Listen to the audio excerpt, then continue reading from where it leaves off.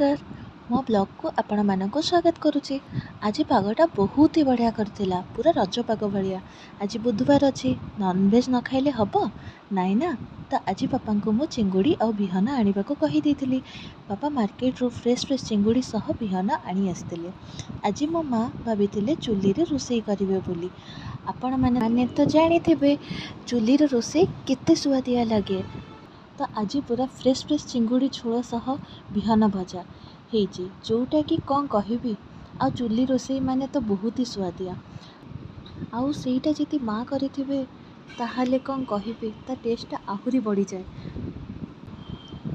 Recipe आपण मानक पूरा वीडियो रे देखा जाइछि।